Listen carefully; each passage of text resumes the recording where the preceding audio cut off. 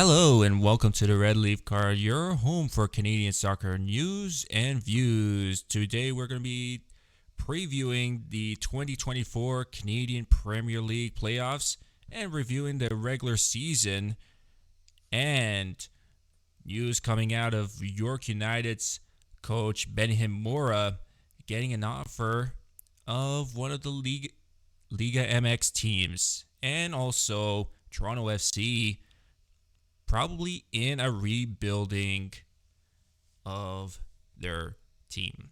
But first, here's your fixtures rundown. As Canada had defeated Panama 2-1 in BMO Field, Halifax Wanderers defeats York United 2-1. Atletico Ottawa comes to a draw with a scoreless match. Valor FC gets defeated by Calgary FC 1-2, and Pacific FC defeats Forge FC 1-0. And to come on to talk about these topics, we have Thomas Hewitt from the Canadian Soccer Daily. Nice to having you. Thanks so much for having me back, Jacob. Hope you're doing well. Yeah, and a lot of shocking moments in the ending of the Canadian Premier League, and we're now seeing how the Canadian Premier League playoffs are going to be in today. So, what actually shocked you? Who that will be in this playoffs? I think actually the most surprising thing from yesterday wasn't uh, the playoff spot which was handed out, which went to Pacific. I mean, obviously, I think Pacific they controlled their own fate, which was huge. And then I thought they did be in for a difficult game against Forge. It wasn't easy, particularly because of the weather.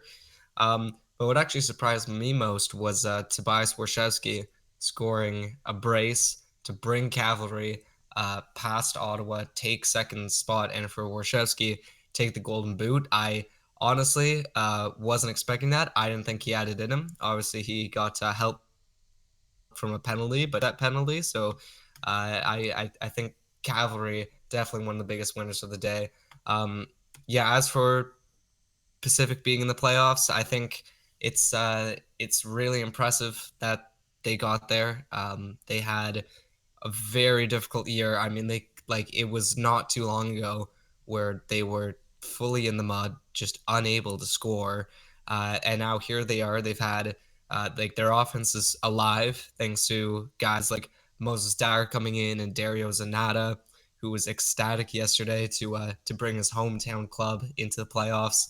And things are going very well for them. I think they can make a case that they have the most confidence going into the playoffs, which, as we saw last year with Pacific, who finished fourth, beat York in the 4-versus-5 game, then ended up going all the way to the semifinals after beating Halifax. Just a little bit of momentum can be huge. Yeah, and we could still go back on the last match, which is the decision day. Halifax Wanderers, in my opinion, just showed York United that there was some, you would say, bad luck for Dan Nimick. He's usually Mm-hmm. known for scoring own goals. And Mm. Yeah. Halifax Wanderers, you look at them, you could, here's your deserved own goal, York United. And they just come back in the second half with winning that match. And like Atletico Ottawa, you look at that match against Vancouver FC, a lot of angry fans every single Mm-hmm. time. Um, I just look at that match. Your Atletico Ottawa fans need to know that you're still in the playoffs of who you're going to be versing, because York United is also going to be in that situation, probably going to be in that. But even Pacific FC, Mm-hmm. that's something to worry about also, Yeah. because we've seen York United versus Atletico Ottawa. And I think Hmm. Atletico Ottawa probably might have two teams they're Hmm. probably worried about. But you look at the regular season, the Pacific FC have not done well with Atletico Ottawa. And you look at York United, they're actually really good. Yeah. Yeah. I mean, I think um, it's one of those weird things because York is probably looking at a matchup with Pacific, being a bit worried. And if we fast forward and say if York beats Pacific, Ottawa's looking at that and they're going to be a little bit nervous.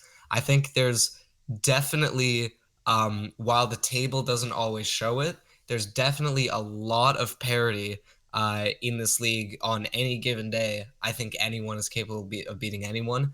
Um, I mean, we saw that a couple times with Valor this season and Halifax too. Like, all these teams are capable. And in a one-off game, you're very right. I think York has a lot to worry about. I mean, we were both there at York Lions Stadium the last time Pacific came to town. They scored 2 goals in the last 10 minutes to go out and win it. And really, York has been missing the ability to play a full 90 minutes the last couple of weeks. And even going further, they did beat Ottawa 2 weeks ago or 3 weeks ago now, but there was a red card on Ottawa in that match, and I think York has been very unconvincing in a few aspects of the game, and I think it is troubling going into the playoffs when just you just have the 90 minutes. There's nothing more, so I think York will worry a bit. Yeah, and it's also that. But you could look back even last season. Pacific FC versus York United, 1-0. Hmm. This is something that York United should look at. Is it redemption or is it going to be a repeat for Pacific FC beating York United in the playoffs? Well, I think York has, I think, fewer guys that have carried over into this year because they don't have many. But if you do look at it like, a Max Ferrari and Elijah Adekugbe, guys that were at in New York last year, Brian Wright, Mobubuli, they are going to want this pretty bad. The battleground has shifted, but York and Pacific aren't separated by much, even in the table. When it was all said and done, they only were separated by, I think, 4 or 5 points.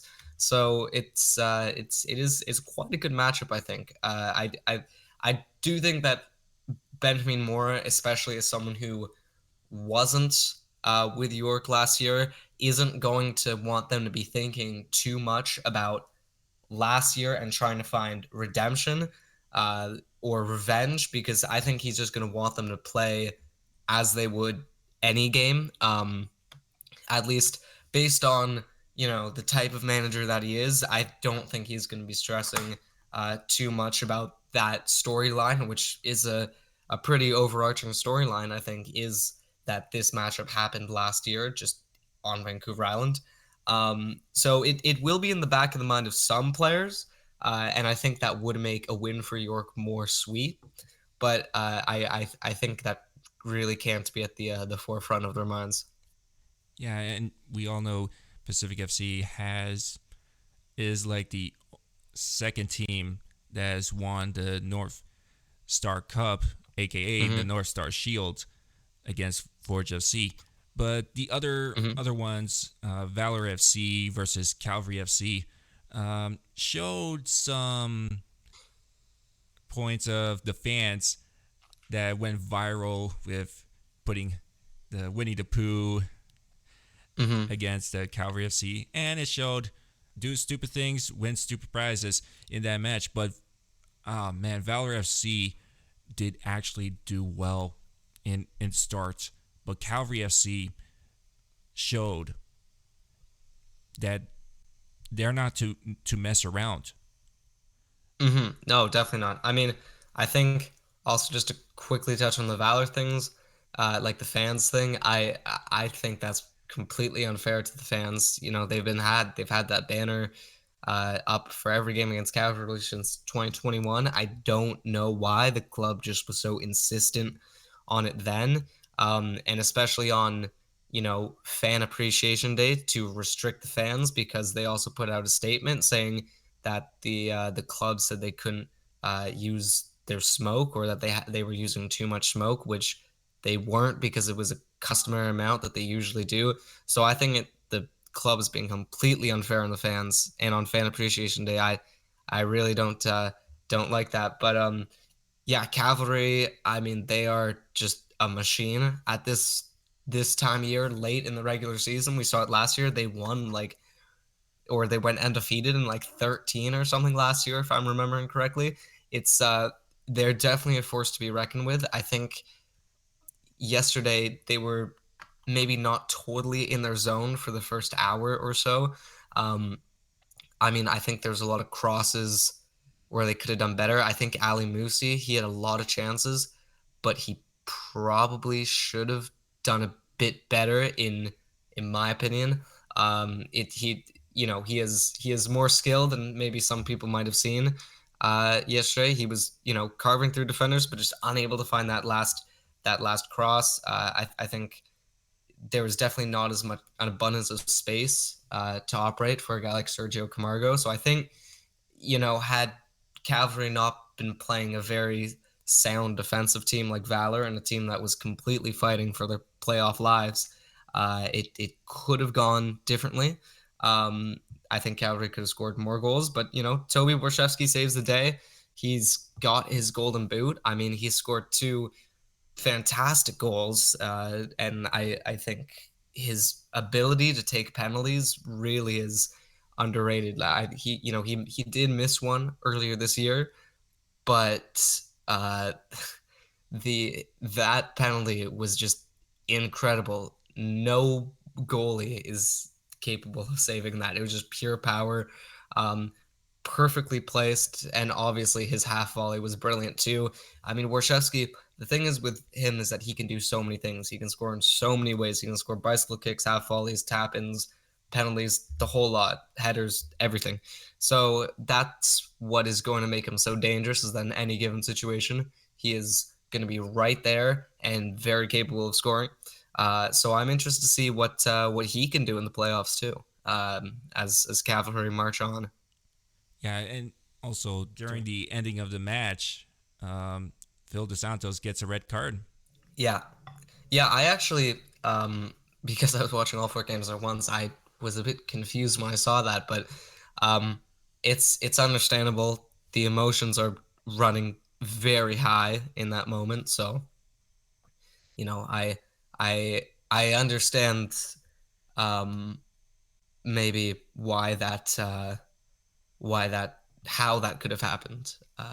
Definitely, I feel bad for Phil. I mean, he has just one of the most difficult jobs in the league, and it's only natural that some frustration will get out. So, yeah, I didn't see the full interaction of what happened with the bread, but yeah, I definitely sympathize with him. He's got a difficult job. Yeah, and if he still continues on with the team with Valor FC, and the next season comes on, he's going to be suspended for one match. Hmm. Yeah. And you look at Pacific FC, Forge FC, 1-0, and that's something to shock that Forge FC ends it with a loss there. But it looked like that match shows that it could actually be a good one to probably in the finals. But I think there's some other team that could actually block Pacific FC in the playoffs. Hmm. Yeah, I mean, I doubt that'll be the final. I think the Pacific has a long way to go. Forge, I mean, ending the season on two losses, both in very specific situations. I honestly wouldn't worry too much about them. I mean, they got the CPL Shield. deservedly they were the best team from week 1 to week 28, I think. So that it probably won't sting that much because they just have such a great mentality of moving on so fast from these types of losses, and obviously they just flip a switch in the playoffs. So it's a new season in the playoffs. Anything can happen, and I think for Forge it'll be different. They'll definitely play different than they did on Vancouver Island. So I know this is something that it's Forge FC and Calvary FC, and we're looking at that. Mm-hmm. Who do you think that is going to win that match? Jeez, I mean, like it's such a toss up between those two. I mean, we saw what happened last year twice in the playoffs, and especially in the final. It will come down to the wire. I think the tension is going to be very high. I think it might not actually be the best match for the first like hour or so because those teams are going to be like it's just going to be on a knife's edge from kickoff. Um, it's so hard to call. I mean, my gut says Forge just because they are so good in the playoffs. They've been so good at home this season. Like that's a huge advantage for them. Um, so yeah, my head says Forge. My heart wants to say Cavalry because it's sort of a situation where like Cavalry, the great regular season team, was eclipsed by Forge this regular season. So maybe they flip again in the playoffs, and Cavalry just suddenly becomes so good in like pressure cooker games, like playoff games. So I think if I had to make like a concrete prediction that I couldn't turn my back on, I would probably say Forge, just because I mean they still haven't proven that they're not the team to beat in the playoffs. Yeah, and as noticed, if Forge FC does win this match, um, the second team that will make the playoffs would be the ones that will qualify for the CONCACAF Champions Cup. Mm-hmm. And as known, York United versus Pacific FC, the playing round, which is the ones that will win, will versus Atletico Ottawa. Yep. Who do you think that will win this match? I mean, I hate to say it, I really think it's going to be Pacific, just because I mean, if you look at so many things, if you look at momentums, if you look at goal scoring capabilities recently, uh, look Pacific. I'm not gonna hear and like gas them up a lot because like they do have a lot of flaws. They're still not great on set pieces. They still can be exposed defensively, uh, just with a few quick passes in situations like we've seen it before, and we could very well see it again. But I feel like I just think Pacific is their players are more well versed with playoff football. I mean, if you look at a guy like a Josh Hurd or a Thomas Mayer-Giguere, the leaders in that room have been battle tested in playoff games and elimination games. So for that and a couple other reasons, like Moses Dyer and Dario Zanata came so close to scoring against York when they were last here, and then Rion Moore eventually did it for them. I do think it's going to be Pacific because I feel like they just seem to always have an answer. It seems, especially in the last few weeks. Yeah, you got that right. 1-0 was it? And to be honest, Mhm. I kind of would agree with this one. Pacific FC has been competitive in the playoffs, and since we saw from last season's playoffs, and yes, they had, and that playoffs did have Halifax Wanderers. To all the Wanderers fans who Mhm. recognized, uh, that was kind of a shocker for a team who was lower than you. And for Pacific FC, I think that since they were versing Calvary FC from last season, that was kind of a shocker that Pacific FC um, would be that competitive in the playoffs, and I do still see that Pacific FC um, would be really competitive in the playoffs since where Hmm. they are. Yeah. But if York United has that competitiveness with against Pacific FC, as noticed, they've only beaten them once, and this is something I would say if York United again moves on to the next round, a lot of fans would look at Atletico Ottawa versus York United because a lot of people, you would say, there's been some shoving around with Carlos Gonzalez and Benjamin Mora. Hmm. Yeah. Definitely full of storylines. Definitely would be very entertaining. Yeah, I wish there was a scenario where that matchup happened at York, but I think regardless, York would definitely put up a very good fight. I mean, it's such a great rivalry, and I'm glad that now we even have coaches going at it to make it even that much more spicy. Yeah, and we all knew that how Atletico Ottawa fans uh, reacted a lot. They're still in this moment of saying that, oh, they're the super team of the Canadian Premier League, but they didn't really actually show it, you would say. I think from match week. I think match week from like the second to like the 17th, they were in first or something like that. It was a crazy stat like that I saw someone posted. So, it was always going to be difficult.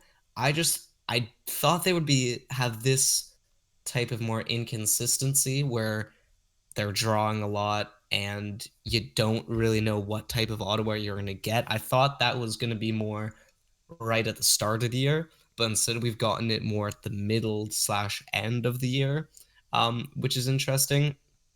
I still think that you can call them the super team just because no one spent money like they did in the last off season, and they are going to be, I think, in a lot of ways held to that for the next few years because they tied guys down to longer term deals like Balu Tabla, for example, which 1 year in isn't looking the best, but I'm sure that can change. Uh, I think Ottawa fans do have the right to be a little bit upset with how the season has gone just because it did start so well. There was no hiccups, which again would have been acceptable just because, like, how can you really manage a room full of that much talent? And Carlos Gonzalez did quickly, which, yeah, that did surprise me and a lot of people. So I think third is a little bit, it does fall short of what they would have wanted because they would have wanted to host the final. Like, absolutely, that club was. I mean, we saw the last time the final was in Ottawa. They had 15,000 fans. Like, for so many reasons, the final in Ottawa would have been pretty epic. They fell short of that this year. I think they can bounce back, but we also do have to remember they missed the playoffs last year. They were sixth. So even though they had a lot of help coming in, it's still an incredible improvement on last season. Yeah, 100% agree with this. Um, Coming in third, but still could be that team that could be competitive in the playoffs. And again, you still have like a lot for teams out there in the playoffs: Calvary FC, Forge FC, Atletico Ottawa, and York and Pacific FC. That will Hmm. be really competitive. But Hmm. we have to wait Wednesday Yeah. and in the weekend. Yeah. And now we could go back on how the the whole regular season of the Canadian Premier League went. Um, as noticed, Valor FC ended it of being last place. Yeah. just exactly like the last season went. But you look back, Unlucky. you look back at every season, Valor FC was really actually good. They almost made it to the playoffs, but Valor FC in this season probably were that close to making to the playoffs. And I do have to say that Phil Dos Santos actually did actually good to Hmm. actually step up this team, but Yeah. the ending didn't go well. It didn't, but I mean, they were like three results away from making the playoffs. So I mean, if Pacific and Vancouver both lost and Valor had held on, like all of a sudden they're in. So I think I would agree that Phil DeSantos did a great job this year. I mean, he essentially had to build a team from scratch, and they had some great moments, and I think it's some great building blocks for next season and beyond. I get, Valor fans don't want to hear that because 6 seasons in, they still haven't ever made the playoffs. They're going to be frustrated and rightfully going to feel fed up and, you know, might want to kind of walk away because they might see that nothing will change. But I'm pretty positive that next year is going to be even better. If you can hang on to your, like a guy like Abdul Banate, for example, I think is going to get a lot better next year. We saw flashes of him being a real fox in the box this year. I think he can take that to a whole new level next year. Then, Gianfranco Fascineri was a revelation at center back. He was so good for them, so solid. Him and Taz Mordekaitis is an amazing duo. Diogo Resurrecao as well, amazing.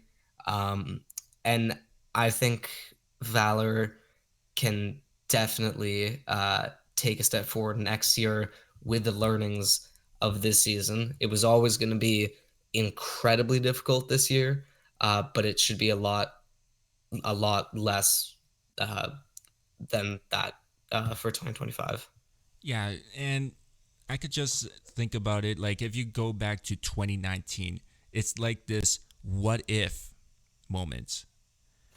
What if that we still had that playoff format in 2019?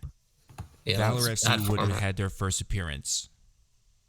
Oh, wait, what would they? Because 2019, it was just the two teams. It was Like, just the spring and autumn yeah, season. and then just the two teams made the final. Like, there wasn't even really a playoffs that year. Yeah, it wasn't. And but if it was that moment that we're not going to have the spring and autumn format. We're going to have just the regular season and just have the playoff format on there with 5 teams. And Valor FC could have made their first appearance. Yeah, yeah, they could have. I mean, I guess, yeah, you could say that they've been victims of changing circumstances, but ultimately, I mean, year to year, still missing out. Like, I don't think they can really like think about that in a way. Yeah, you would usually always see Gareth Wheeler always getting upset about it.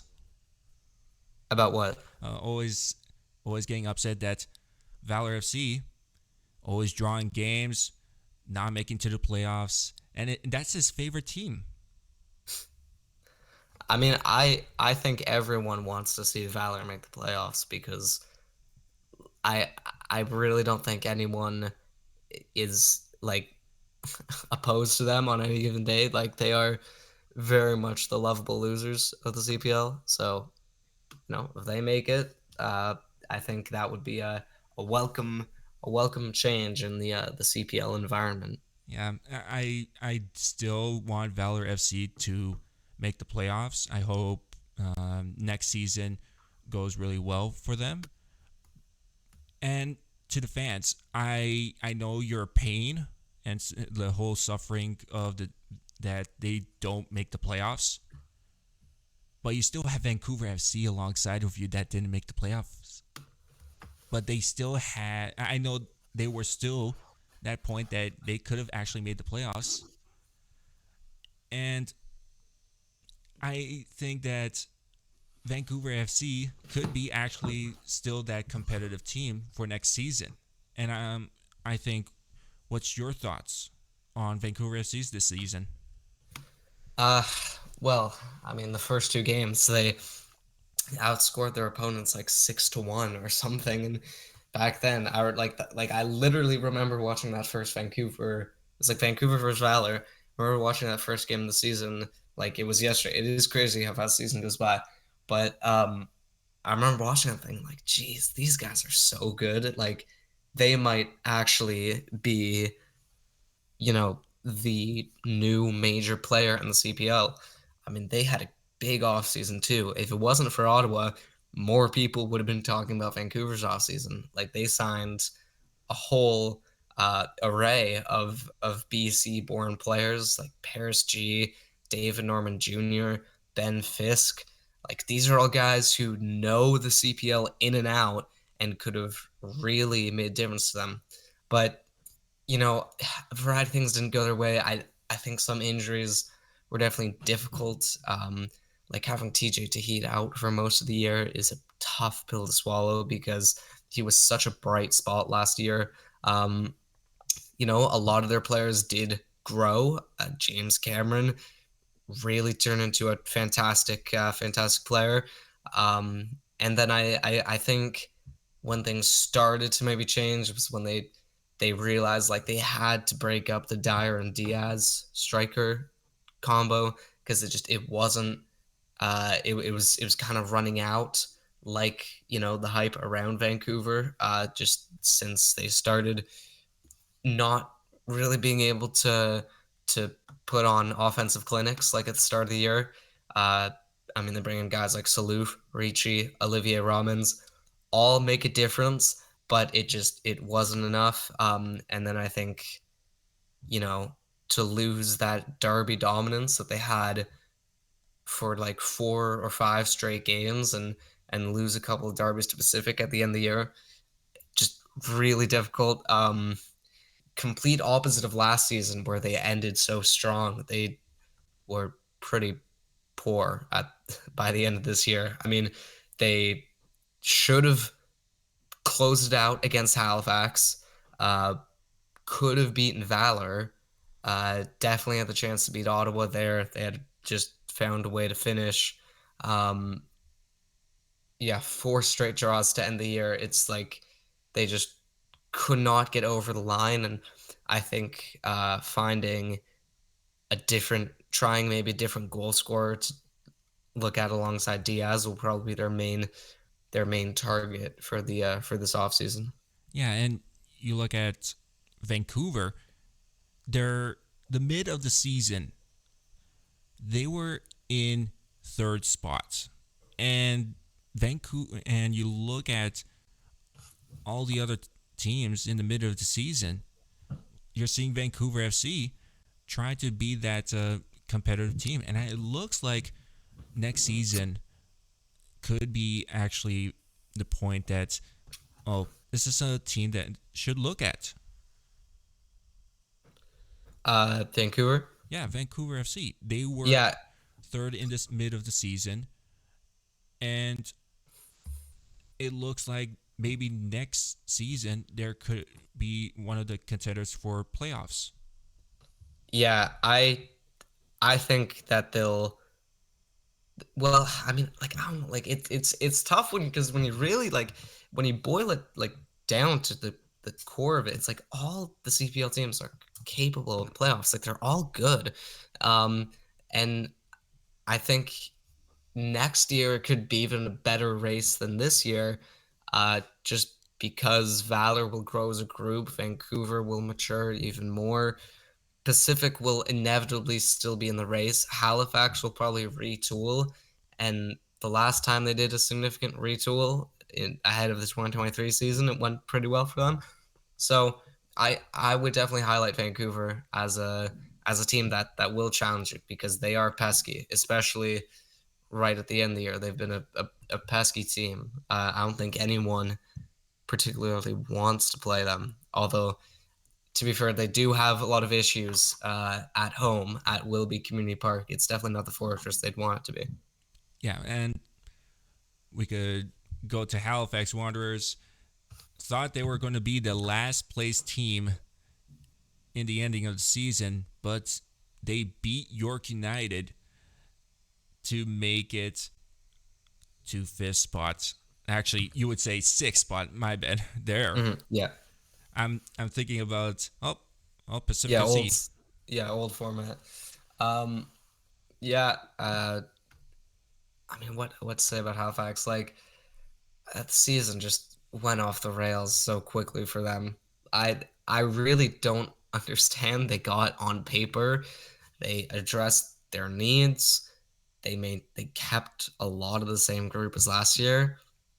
I have no idea what happened because they were completely different. They last year they were so exciting and fun to watch as this young team. But I, I really don't understand what happened. I think definitely one of the biggest disappointments, like single season disappointments, uh, in the Canadian Premier League, at least that I can think of, because the decline was crazy. I mean, there was maybe a couple games where they were at least reminiscent of last year, but nothing about them this year was any good. Like, I don't think it was just such a major step back that no one was expecting. Yeah, So yeah, I hope they can get back to what they were though, because that team was incredibly fun to watch.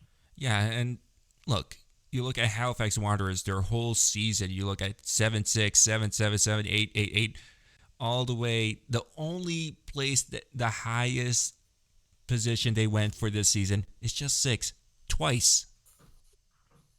Yeah, that's telling you everything you need to know. And the whole streak they came last. It's something to worry, but look, it's their fan base always supports them. That's the Hmm. best part about it. The Yeah, Wanderers are now getting a new. They're already getting a good renovated stadium at or Wanderers not grounds, confirmed yet. but Depends still on the not confirmed. Halifax selection. Yeah, we still have to wait for that votes to be confirmed. But again, Wanderers are a fantastic team to watch. Hmm. And now we have the teams that are still that are in the playoffs. Pacific FC, fifth spot. What's your thoughts on Pacific FC? Uh, yeah, up and very inconsistent. I mean, I asked James Merman like where this yesterday. I asked him like where this kind of last few weeks clawing into the playoffs, where that stands in terms of his managerial memories and accomplishments, and he said like straight up, this wasn't the season they wanted. It was far from it. And he said like they got work to do. They got their act together, and that's great. But that still doesn't change the fact that they feel like they could have been uh, well higher than fifth. And I think definitely if you look back at the start of the season, uh, maybe I don't think I was regarding Pacific as a big contender, but I think I thought they could probably do a bit better than this year because, I mean, they had some bad moments this year. Even their defense, which, if you remember, like the start of the season, that was what they prided themselves on, was such a solid defense, and even they couldn't trust that game to game. Um, I think when we do look back on the season, we will say Moses Dyer was to Pacific FC undoubtedly the biggest transaction or most consequential transaction of the season because I mean he reinvigorated them for whatever reason. Just Dyer was just the spark, and then Pacific's offense lit up. So I think they're in a actually not that bad of a situation going into the playoffs. And yeah, I think they can definitely take this, run with it, and there you go. Yeah. As you nailed it, Pacific FC could have actually been uh, like one of those top threes, but didn't actually compete really well to being that. But they will be staying in the play-in round against York United. But they're going to be really competitive in the playoffs. And to York United, there's been those points. You would say, oh, started from Martin Nash, and he gets sacked. Benjamin Mora arrives for the saving of the team. Mm-hmm. Yeah. I think York is such an interesting team to look at this because it's like they they made that change so early in the year, and I feel like we we're never gonna truly know like what could have happened, what a Nash team would have looked like because all the signings that came in, like Vince Lancini, Cordova, um, like those are his signings, and you do wonder maybe what he would have been able to accomplish had he been given more time. I still think it was a bit harsh to sack him so early in the season, and I still think that a Nash York is going to the playoffs. I don't think. I mean, maybe they would have been fifth, but I still think that a York Nash team is probably gonna achieve a similar number of points, which I believe is 39.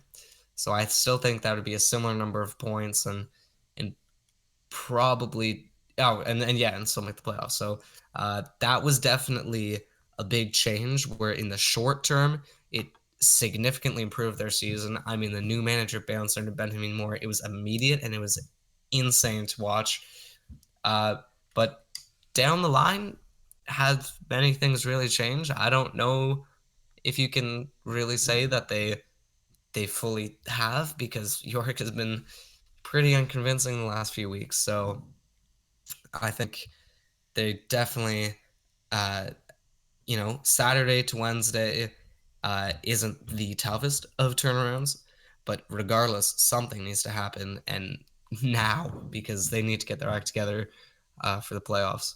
Yeah, and as noticed, um, York United only came first in one match week. That's the funny thing about York United. And you look at this time of York United, first ever time to host a playoff match, Mm-hmm. and something to actually for York United to accomplish. This is something um, I know that Toronto FC fans are going to be kind of upset about not making the playoffs and not host a match. And but you still have York United up north, and you could try to enjoy. But I think they're not going to this point. Well, probably not. I mean, TFC. I know we've got to talk about that too. That's another situation which is where the wheels have really fallen off the bus. Especially like it did start so well, and that's what I keep coming back to when I think about the season. Like TFC was 11th.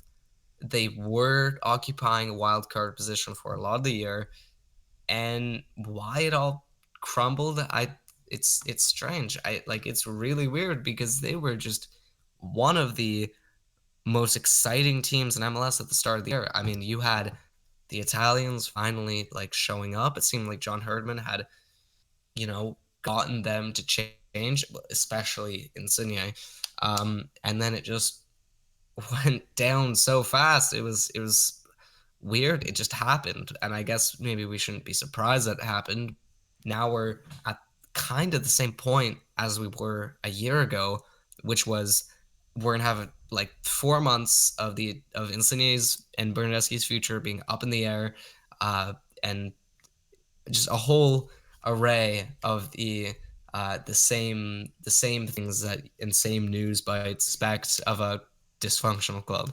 Yeah, and as noticed, there's other shocking moments. Vancouver was supposed to host the playoffs, Mm-hmm. and well, it's going to Portland. Yep. Yeah, I mean, that's it's crazy because that's the same time that the Whitecaps have been kicked out of BC Place for a major game, because of some random other thing happening there. Like when they were supposed to host Tigres in Concacaf, they got kicked out because of the BC Home and Garden Show. Like it just it's just insanely bad luck that happens to them twice in one season. Um, but it is also the Whitecaps' own fault, falling that low. I mean, they've been in free fall for about a month and a half now. At least save the CONCACAF spot, but even then, I don't think that really redeems this season for a lot of people. They've been disappointing, like really disappointing. And at least for Canadian MLS fans, Montreal is storming into the playoffs. They look like they're at their best since like 2022. Honestly, they look so exciting, and they're just playing up opponents with such freedom and offensive expression that I think they'll be hard to stop in that wildcard game against Atlanta. Yeah, and now we go back to um, Canadian Premier League. We still have the top three teams. Atletico Ottawa. What's what do you think about Atletico Ottawa? How they performed? Yeah, I mean, I said it a few like 10 minutes ago, but yeah, I mean, I think they probably shouldn't have fallen like this far because they just surprisingly started the year so well.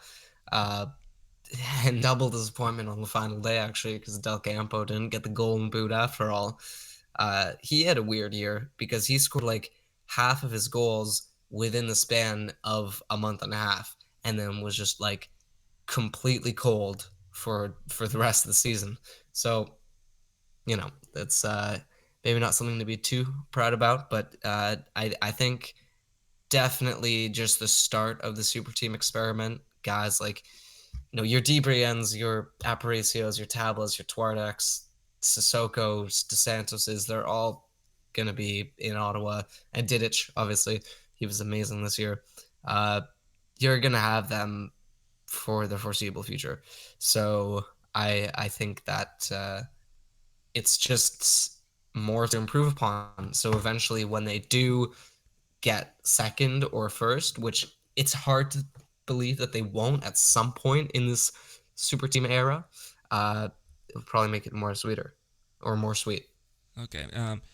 Also, Calvary FC and Forge FC, final two teams. What do you think about those two teams? I think Cavalry was absolutely cursed with the injury bug early in the season. William Accio going out for the entire year, halfway through the campaign, just brutal uh, thing to happen to them. Um, and yeah, but I've got to credit Cavalry. They came in, they they put their head to it, and they said like we're going to find replacements for Akio, for Ali Musi, who was injured at the time, obviously not anymore, but who was injured at the time. Um, and guys like Lucas Diaz having to go back to Portugal when his loan expired. I mean, they brought in Lowell Wright, absolutely fantastic for them. He totally fits Cavalry football. I don't know uh, why. I never really thought of that when he was playing for York, but Tommy Wilden Jr.'s brand of fast-paced attacking football. Perfectly suits Lowell, right? Then Camargo came back. Obviously, they brought in Jay Herdman on a loan deal. He's been so great, such a great force down the left or right wing. I think he can kind of switch over like Akio, so that's quite good for them. Obviously, their fullbacks still remain brilliant. Shamit Shome, Bradley Camden, great. Obviously, Diego Gutierrez, who's quite a coup in the offseason.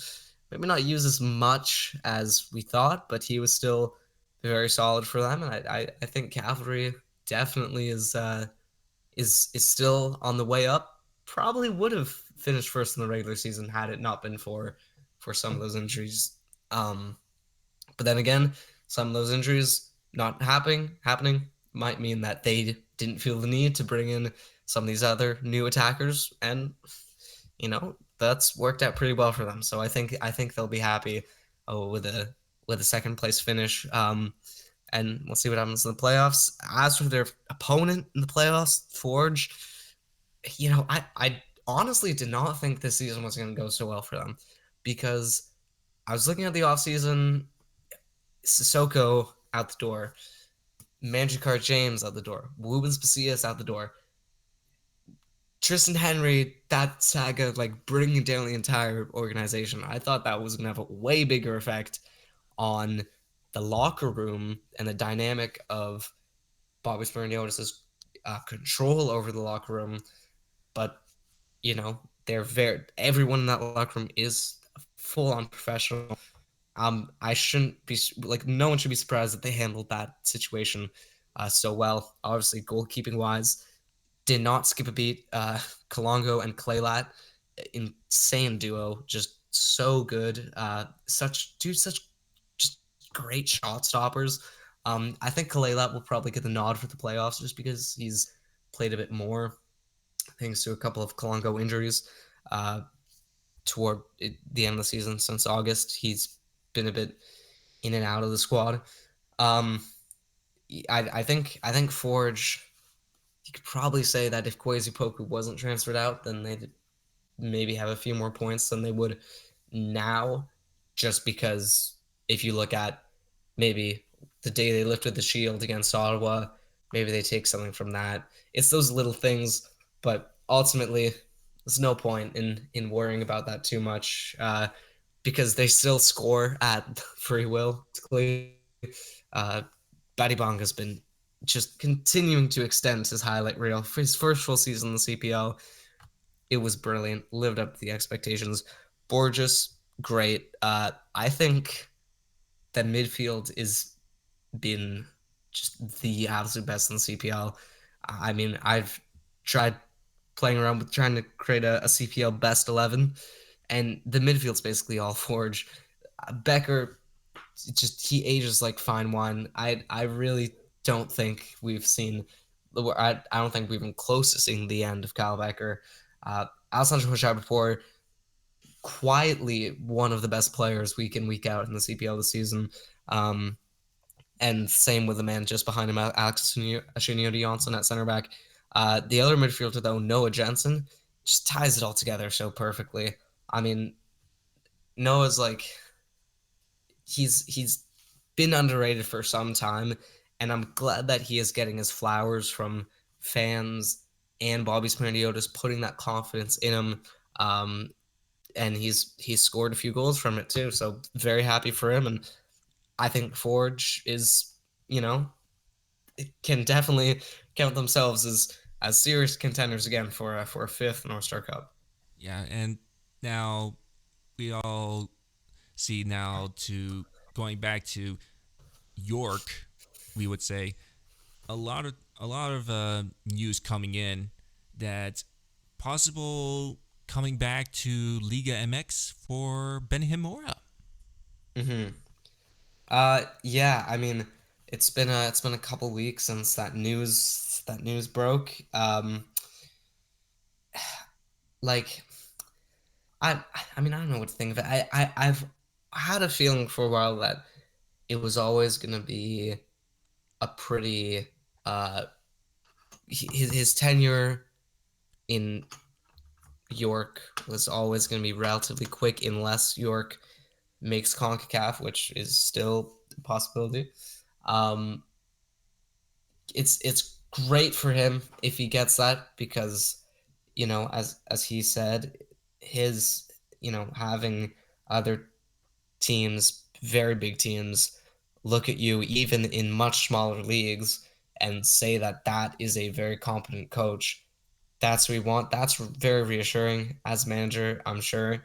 And I bet in the back of his mind when he saw that, he was, you know, happy for himself. But look, it is Chivas, and they can basically go out and get any Mexican coach that they want because the prospect of managing the, as Mora said, the most Mexican team is pretty attractive prospect. So whatever happens, I think well, I mean, obviously York would love to keep him, and it would be huge if they could, if this Chivas offer is still on the table, which there's been no other rumors as far as I've seen of another big contender for Chivas for to become the next Chivas manager.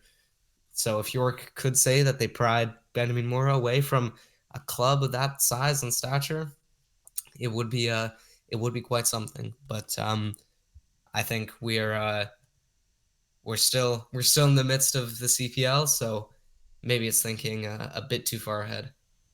Yeah, and a lot, a lot of questions always go to Benjamin Mora, and it's just like, um, I would like to have this kind of privately, and until my Yeah, contract expires. So absolutely. it does question. He's also happy with the team that he's playing for, and it does kind of question, does he want to stay or leave? It does question a lot of his, you would say, that is he happy or is he moderate or he's kind of upset of where he's at. And so it does kind of question Benjamin Mora, but it just always says, I, I'll think of it until my contract expires in December. And if he does really well, if he's really liking of his performance, maybe he might leave. But if he doesn't like how his performance went, maybe he might stay with York. And it does kind of question a lot if Ben Himura, where he goes. I think he's very happy here. I can't lie. Like I think there's no inclination that he's unhappy. He keeps saying he's happy. He's definitely been in a good mood since he came here, started managing the team. I mean, there's like from the perspective of just his life like away from football, I don't think there's much reason to leave, but you know, definitely up to him. Like if that chance comes, I can't blame him for wanting to go, but you're right, he still would have something to prove if no trophy is or CONCACAF berth is won by the end of the year. Yeah, and yes, he is really happy. I agree with that. But and yeah, there's always going to be some sources coming out, or maybe rumors. Maybe some other team wants to have him, and just have to wait until the season's over, and he might think of staying, or there's might be a big team that might be interested. But he's always says that it's always that point that you would say it's an honor to actually play for a Liga MX team because it's home. Yeah, I think though, he definitely won't get the best reception when he goes back to Atlas because, he's already has managed in Liga MX, so he doesn't want to. There might be a bit of bad blood or resentment from the Atlas fans, but yeah, going home. for anyone, that's a tough offer to resist. Yeah, we all knew how what actually happened in one of the matches in Atlas went um, during that time, but yeah, but we just have to wait and see how um, the reception goes if Benjamin Mora um, goes to another team in Liga MX, and could be Chivas or maybe another team, but or he might stay. Hmm. And we all know that what's actually trying to happen is also Toronto FC is that there's probably going to be a new they're going to try to rebuild into this the seat and the whole ownership of Maple Leaf Sports Entertainment already mentioned about TFC and probably going to go down of trying to rebuild to making it a competitive team. Yeah, I mean Herdman will stay though. It's his. It's been pretty clear, I think, from Keith Pelly and from the new faces that they're bringing in as like advisors to the front office that this is Herdman's team and Herdman's rebuild to lead. So, uh, I mean, I wouldn't expect any change there. I'd coach.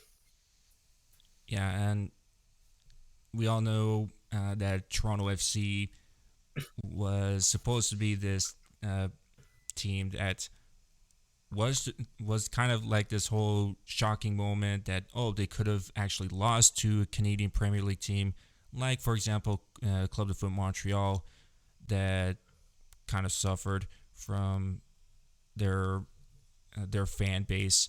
And you look at Toronto FC, it's almost like that, but they made it to the finals, and they could have made it to the CONCACAF Champions Cup, and they could have actually made an upset against Vancouver Whitecaps. Um, this is this point that you would say, yeah, we need to change the roster. And you look at Jonathan Osorio; he's not kind of happy of how things are going, and it's it's something that you would say, yeah, we need to rebuild.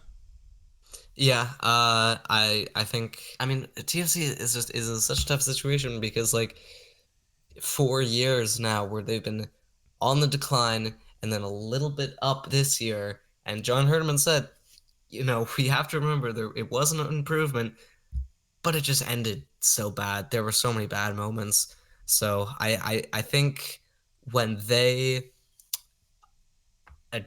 when they're trying to address some of the needs, I think they're gonna have to look at try and find a striker because Prince Wizard does not cut it at all.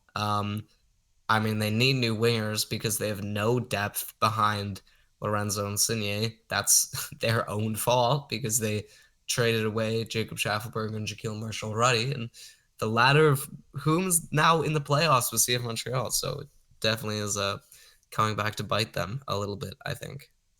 Yeah, a lot of people didn't thought that Club de Foot Montreal was going to make the playoffs. Hmm. Yeah, I was very surprised. But they've Laurent Courtois has he's settled his differences with Joseph Martinez. Caden Clark, what an outstanding acquisition. I mean, that was incredible. Caden Clark received Montreal's Moses Dyer in a lot of ways.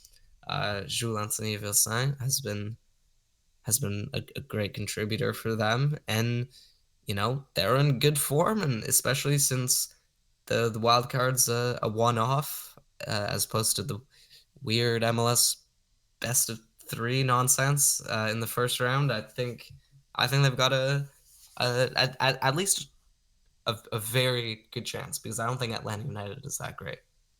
Yeah, so we're hoping to see how the Canadian Premier League goes. We're hoping to see that Toronto hoping they're going to do well for the upcoming season. And we all know what's going to happen in the Canadian Premier League finals. And it's going to be televised, and that's something a lot of fans wanted. What's your reaction when they were going to televise this in the finals?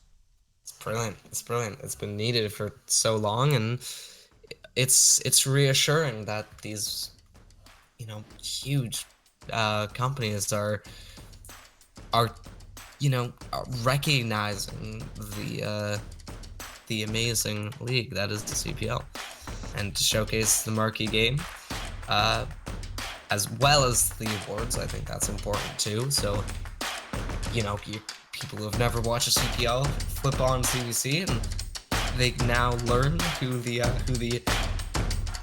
major players in the CPL are. I think that's important as well. So I'm excited for it. It's long overdue, but I'm glad it's happening. Yeah.